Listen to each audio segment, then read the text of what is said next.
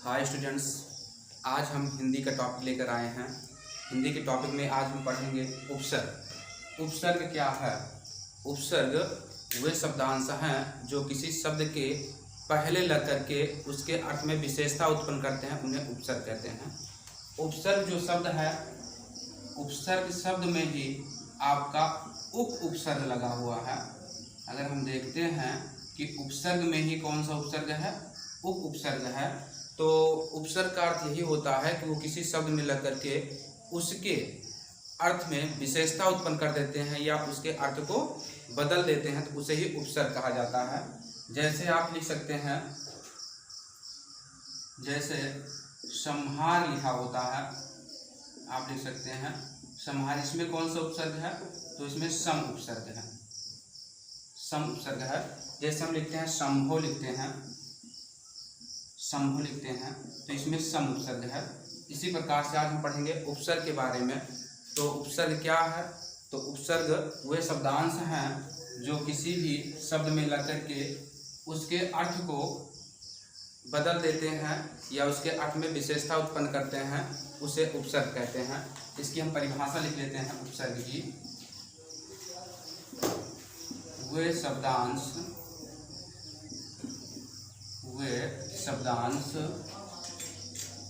जो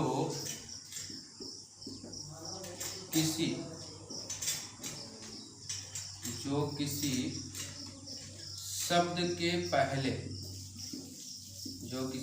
के पहले लगकर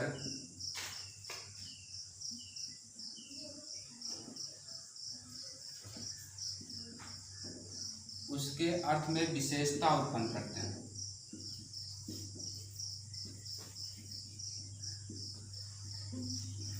विशेषता उत्पन्न करते हैं, या आप कह सकते हैं कि उसके अर्थ को बदल देते हैं, या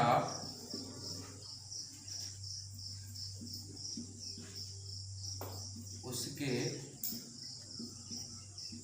अर्थ को बदल देते हैं, उन्हें उपसर्ग कहते हैं।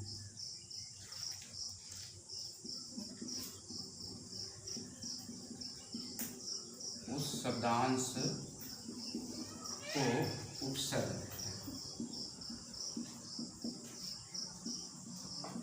कहते हैं। तो ये आपका है उपसर्ग की परिभाषा।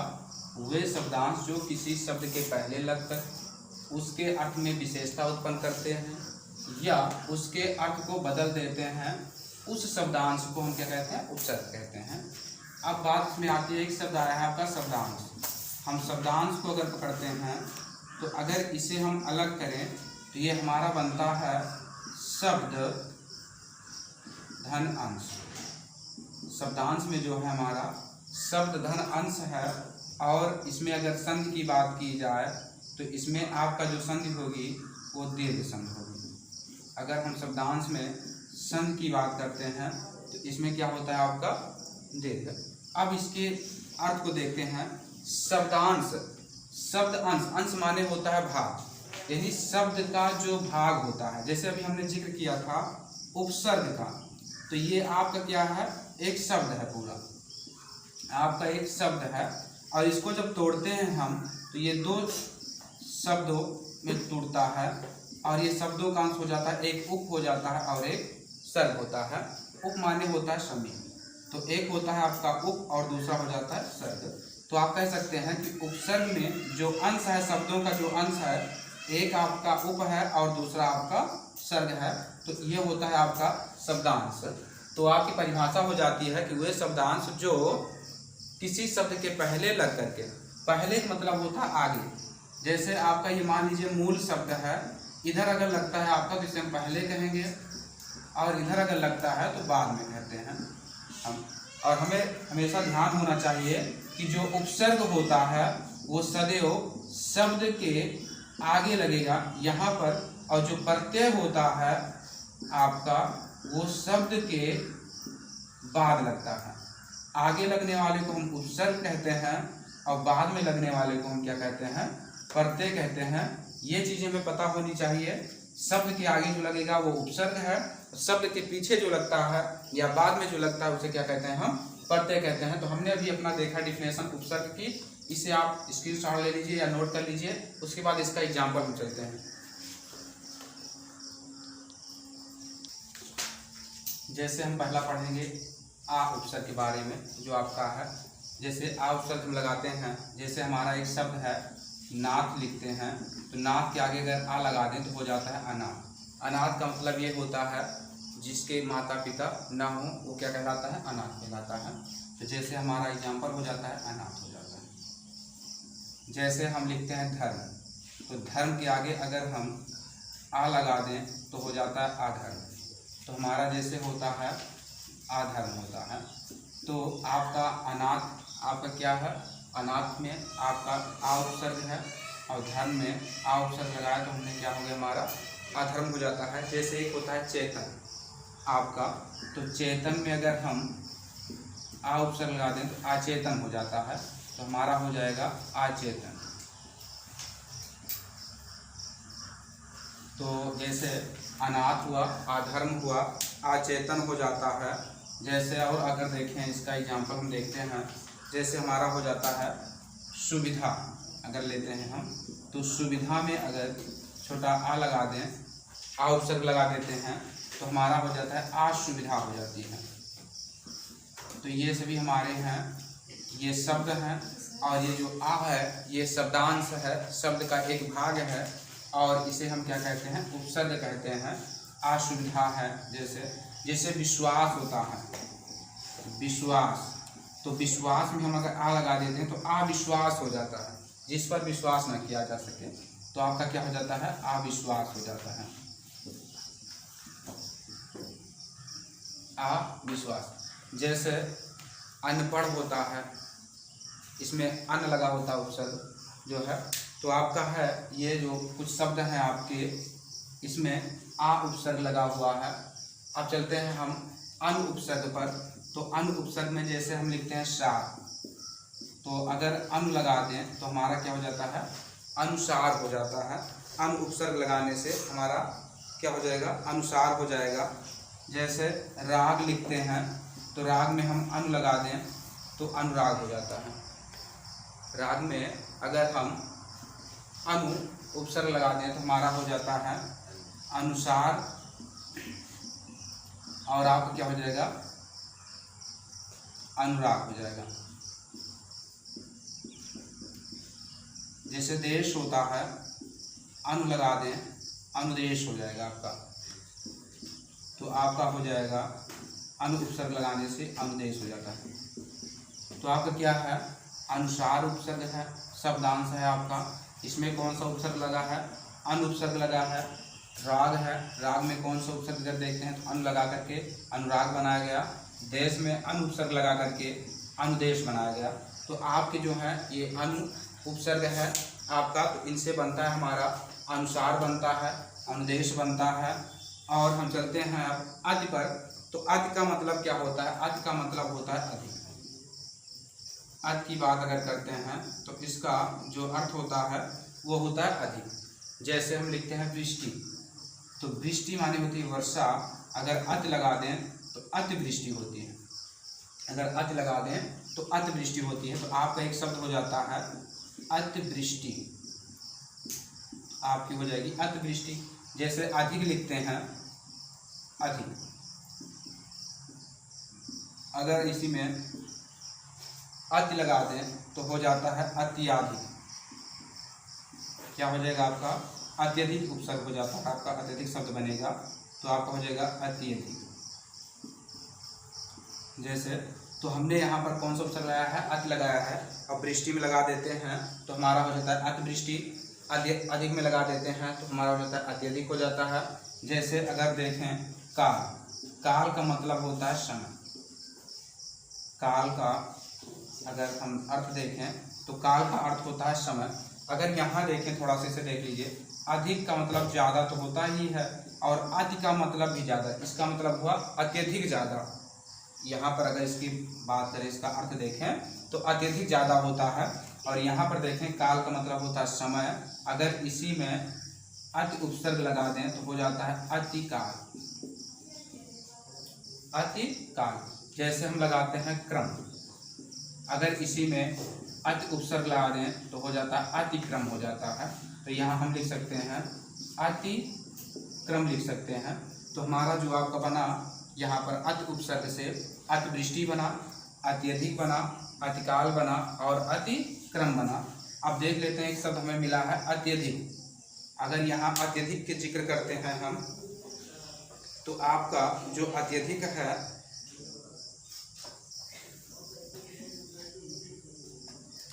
अत्यधिक, अति धन, अधिक का जिक्र करते हैं तो यहाँ पर अगर इसे हम तोड़ते हैं तो ये अत धन ई होता है और यहाँ अधिक हो जाता है। तो ई, और यदि ई या ई के बाद कोई असमान स्वर आता है तो ई या ई का या हो जाता है। ई या ई का क्या हो जाता है? या हो जाता है। तो हम यहाँ कह सकते हैं कि ये हमारी जो है यण संधि है। अत्यधिक में कौन सी संधि है आपकी? यण संधि है। जैसे आप लिख सकते हैं यहाँ पर कि अत्यधिक में यण संधि है। इसमें देखिए अनुसार है, अनुराग है, अनुदेश है आपका, तो इसमें अनु उपसर्ग है इन सभी शब्दों में। और इसमें जो है आपका अनाथ, अधर्म, अचेतन, असुविधा, अविश्वास, इन सभी में जो है आपका आप उपसर्ग है। इसे नोट कीजिए। तो अन्य उपसर्गों के बारे में हम बात करते हैं। तो अब आपका है जैसे अप उपसर्ग है तो अब से बनने वाला, जैसे हम लेते हैं मान, जैसे लेते हैं शब्द, तो अगर इसमें हम क्या करें, मान में अगर अप उपसर्ग लगा देते हैं तो हमारा हो जाता है अपमान। जैसे शब्द में हम लगा देते हैं अपशब्द। जैसे आप देखे होंगे कुछ लोग बोलते हैं, कहते हैं अपशब्दों का प्रयोग मत कीजिए, तो उसमें जो होता है अप उपसर्ग लगा होता है आपके में। तो क्या होता है, जैसे आपका मान में है आप लगा दिया, अपमान हो गया, ठीक है। और शब्द में हमने अप उपसर्ग लगा दिया तो हमारा क्या हो जाता है, अपसर्ग आपका हो जाता है। जैसे हो जाता है अप उपसर्ग लगा दें तो हो जाता है अपराध हो जाता है। तो हम यहाँ लिख सकते हैं कि आपका जो है अपमान है। तो पूछा जाए कि अपमान में कौन सा उपसर्ग है तो आप बता सकते हैं कि अप उपसर्ग है। जैसे शब्द में लगा है उपसर्ग तो अपशब्द लिखा है, तो आप यहाँ लिख सकते हैं अपशब्द लिख सकते हैं, आपका अपशब्द हो जाता है। और जैसे आपका हो जाता है अपराध हो जाता है, अपराध। जैसे व्यय होता है, व्यय में क्या लगा दें हम, अप लगा दें तो अपव्यय हो जाता है। व्यय माने होता है खर्च, व्यय का मतलब क्या होता है, खर्च। तो इसमें हम कौन सा उपसर्ग लगा देते हैं, अप उपसर्ग लगा देते हैं तो हमारा हो जाता है जो है आपका अपव्यय हो जाता है। जैसे कार लिखते हैं तो कार में क्या लगा दें हम, अप उपसर्ग लगा देते हैं तो क्या हो जाता है, अपकार हो जाता है। तो हम यहाँ लिख सकते हैं अपव्यय लिख सकते हैं, तो ये हो जाएगा हमारा अपव्यय। और जैसे अपकार भी लिखा जा सकता है यहाँ पर आपका, जैसे यहाँ लिख सकते हैं अपकार, आपका अपकार हो सकता है ये आपका। तो आपने यहाँ देखा कि अप उपसर्ग लगाने से ये सभी शब्द बनते हैं। तो आ जाइए कु उपसर्ग पर। अब कु में जैसे आपका हो जाता है शासन लिखते हैं आप लोग, तो इसमें कु उपसर्ग लगा दें तो कुशासन।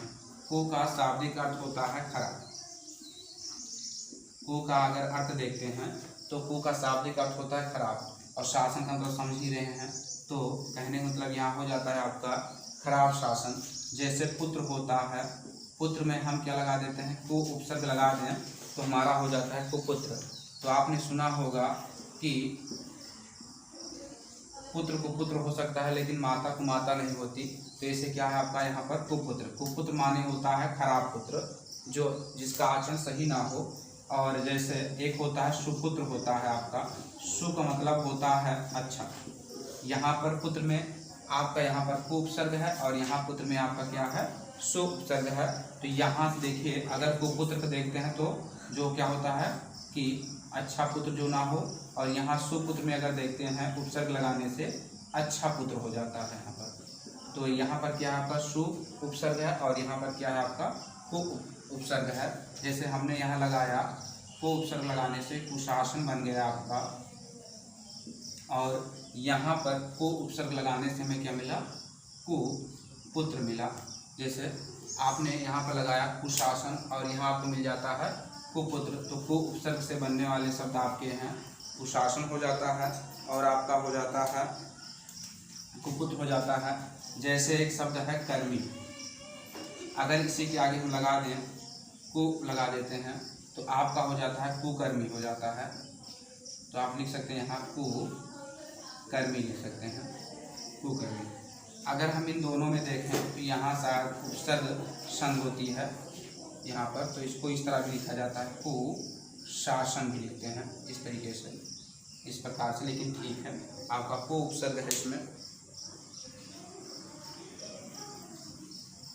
और एक शब्द और देख लेते हैं यहाँ पर, ख्यात होती है एक शब्द, ख्यात। ख्यात माने आप जानते हैं जो है प्रसिद्धि होती है, जो प्रसिद्ध हो उसे हम ख्यात कहते हैं। जैसे इसमें हम को लगा दें तो कुख्यात हो जाता है, आपका हो जाएगा कुख्यात हो जाएगा। अब आते हैं निर पर, आपका आता है जैसे अपराध लिखा है, तो अभी हमने बताया अपराध में कौन सा उपसर्ग है, अप है। अगर इसी में हम नी लगा दें, अपराध में अगर निर लगा दें तो ये हो जाता है निरअपराध, इस तरीके से हो जाता है निरअपराध।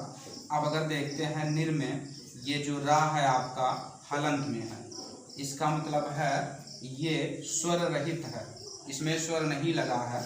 अगर निर उपसर्ग में हम देखते हैं तो ये क्या है आपका, इसमें इसमें स्वर नहीं लगा है, स्वर रहित है। दो शब्द होते हैं, एक होता है आपका रहित और एक होता है सहित। सहित का मतलब जिसमें सम्मिलित हो, रहित का मतलब जो सम्मिलित ना हो। तो इसमें निर में क्या है आपका स्वर सम्मिलित नहीं है। और यहाँ पर जब अपराध हम जोड़ते हैं तो ये वाला जो आपका आ है स्वर, इसमें सम्मिलित होकर के निर रा को स्वर सहित कर देता है, तो ये निर हो जाता है। और पीछे हमें मिलता है प्राध मिलता है, तो प्राध लिख लेते हैं इसे, तो हमारा हो जाता है निरअपराध हो जाता है। जैसे आप यहाँ लिख सकते हैं निरअपराध, निरअपराध। निर का शाब्दिक अर्थ होता है बिना। अगर हम देखें निर का शाब्दिक अर्थ होता है बिना, और को का शाब्दिक अर्थ अगर देखा जाए, को का शाब्दिक अर्थ होता है खराब, को का शाब्दिक अर्थ होता है खराब। तो निर अपराध होता है। जैसे निर्दोष लिखते हैं, तो निर्दोष में कौन सा उपसर्ग अगर देखा जाए तो यहाँ पर हमारा कौन सा उपसर्ग है, निर उपसर्ग है जो है। इसका अगर हम तोड़ते हैं, इसे अगर तोड़कर लिखा जाए तो नि धन दोष होता है, निर्दोष बनता है। जैसे निर्धन होता है आपका निर्धन, ये सभी में क्या है आपके निर उपसर्ग है। जैसे निर्जन, निर्जन हो जाएगा आपका, तो आपका जैसे निर्धन निरपराध हो गया, निर्दोष हो जाता है, निर्धन हो जाता है, निर्जन हो जाता है। इन सभी में आपके क्या है जो है निर उपसर्ग हैं आपके। तो आपने आज कुछ उपसर्ग देखे हैं, अब जो कुछ उपसर्ग बच रहे हैं हमारे, उनको हम आपके नेक्स्ट वीडियो में लेकर आएंगे। और आप इन सभी उपसर्गों को नोट कर लीजिए, लगभग ये आपके पेपर में आते रहते हैं। ये उपसर्ग वाले जो आपके हैं, ये लगभग सभी पेपरों में के लिए आपके लाभदायक हैं, चाहे वो हाई स्कूल का हो या अन्य वनडे एग्जाम का हो। Thank you.